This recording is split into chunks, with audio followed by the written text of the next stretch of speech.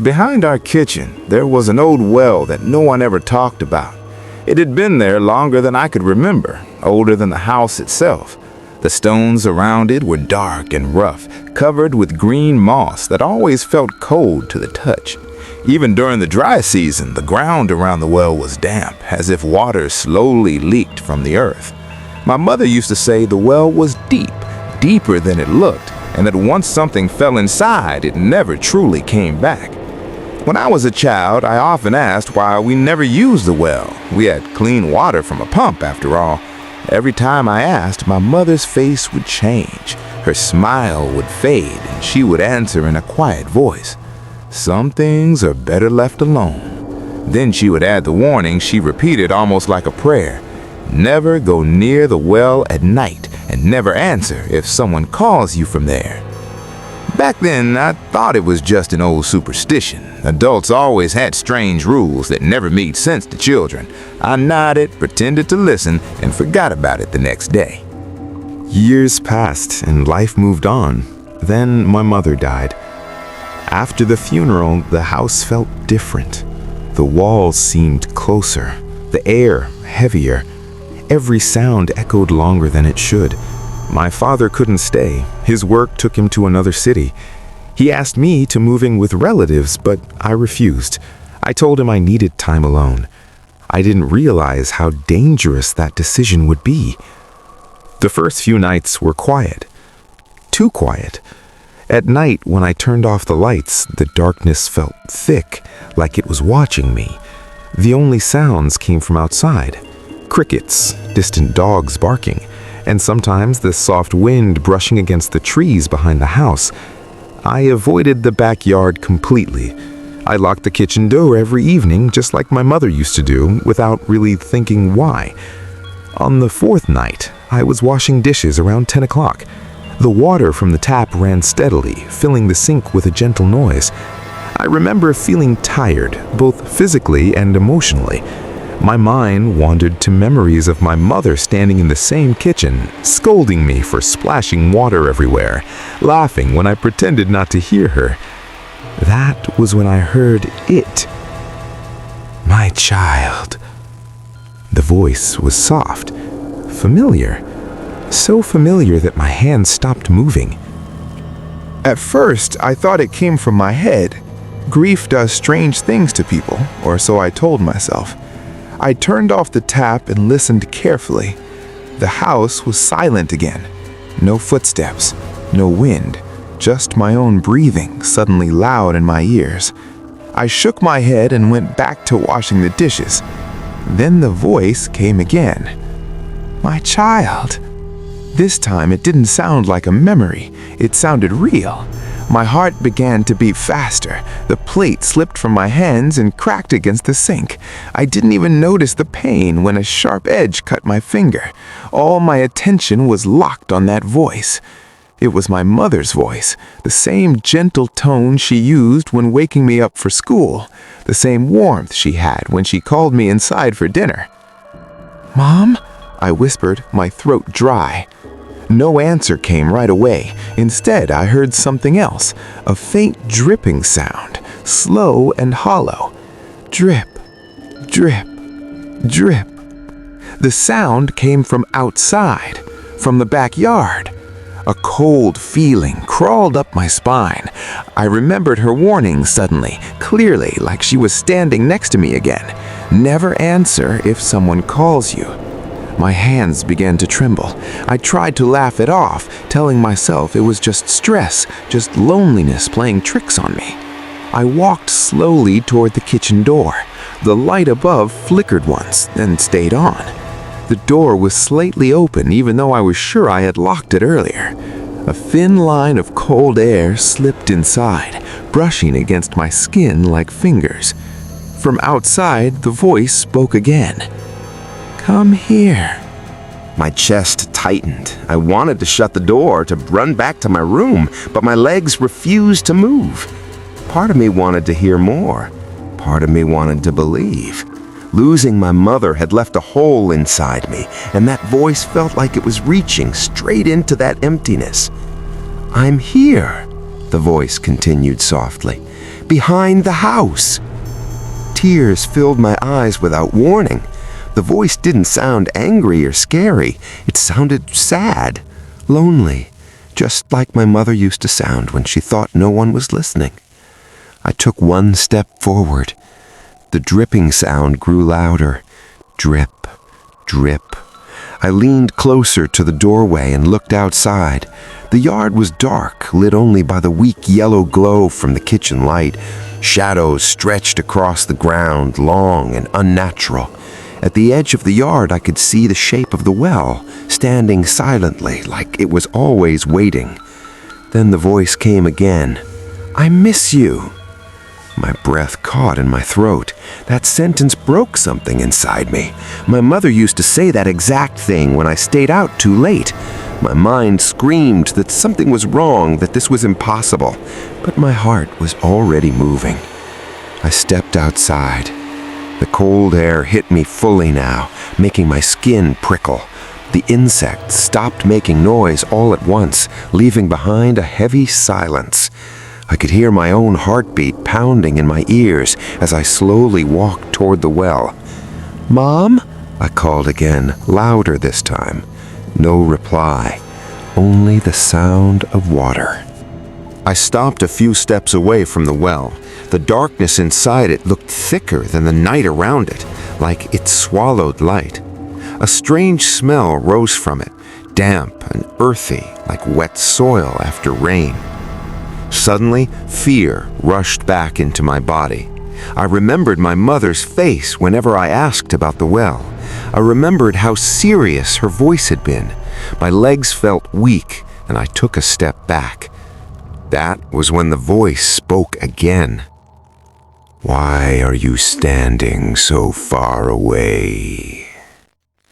The voice came from inside the well, not echoing, not distant, close, clear. My blood ran cold. Every instinct told me to run. I turned around and rushed back into the house, slamming the door behind me and locking it with shaking hands. My back slid down against the door as I tried to breathe.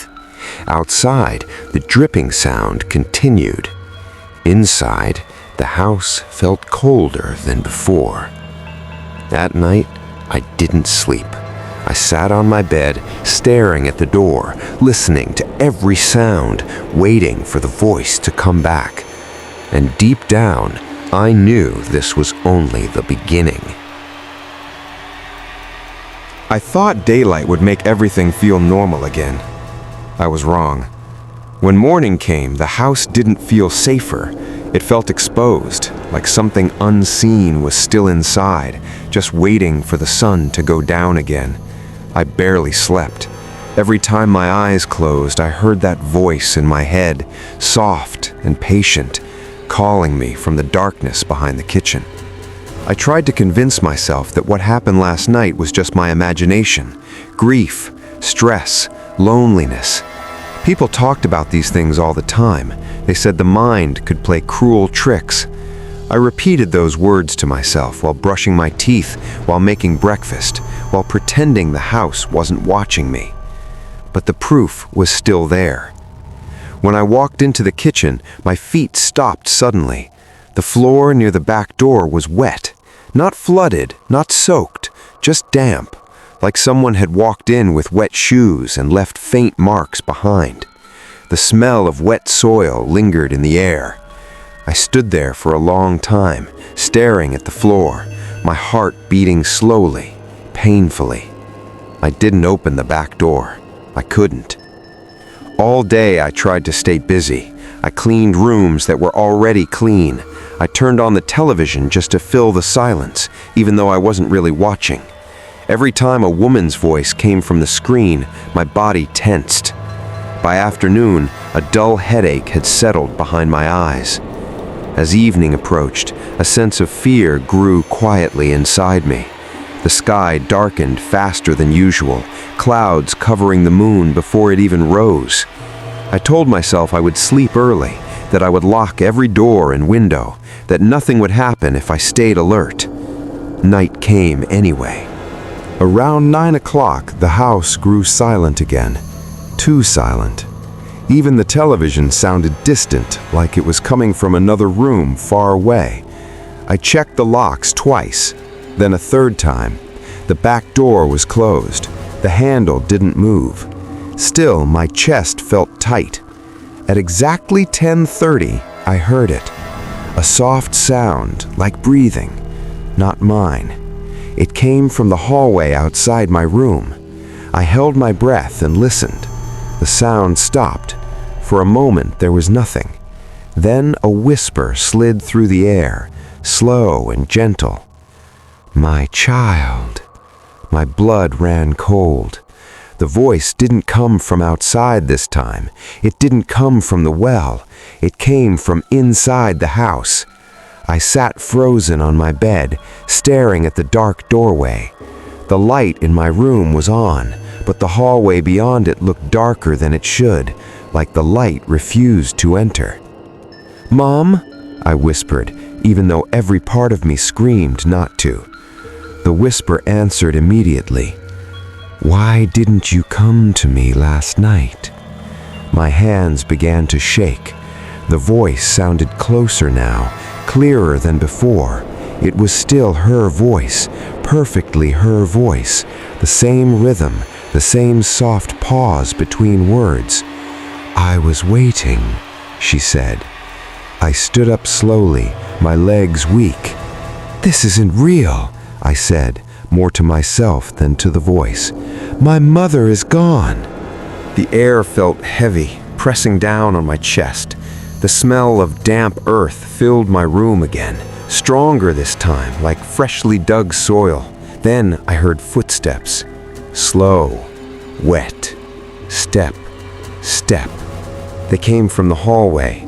They stopped right in front of my door. The handle didn't move. Instead, the voice spoke softly, right outside. "Open the door."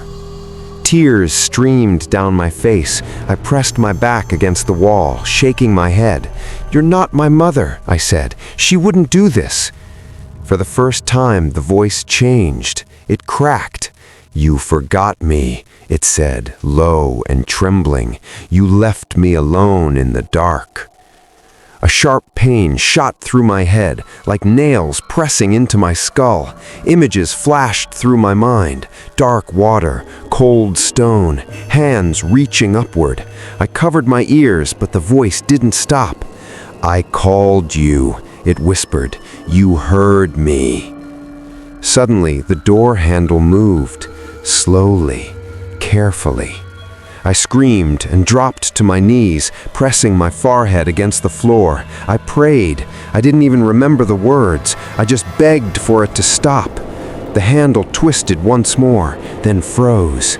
Silence followed. Not relief, not peace, just silence. Minutes passed, maybe longer. I didn't dare move. When I finally lifted my head, the hallway was empty. The door stood still, untouched. No shadows, no footsteps. I stayed awake until morning, sitting against the wall, watching the door. When sunlight finally crept through the window, I stood up carefully and opened my bedroom door. The hallway was normal, too normal. The smell was gone. The air felt lighter, but the floor wasn't dry. Wet footprints marked the tiles. They started in front of my bedroom door. They led down the hallway into the kitchen. My heart pounded as I followed them, step by step, afraid of what I would find. The footprints stopped at the back door. The door was slightly open. Cold air drifted inside. I stood there for a long time before gathering the courage to look outside. The yard was quiet. The well stood in the same place, dark and silent, as if nothing had happened. The footprints ended right at its edge. I leaned closer, my stomach twisting. From deep inside the well, something whispered, "Tonight." The voice paused, then smiled through its words, "I will come inside." I didn't wait. I packed my bag with shaking hands, not caring what I took or left behind. I locked the door and left the house before noon, never looking back. But even now, in places far from that house, when the night is quiet and the air feels heavy, I hear a familiar voice behind me, soft, patient, calling me home. Thank you for watching. Don't forget to subscribe, like, share, comment, and follow other horror stories.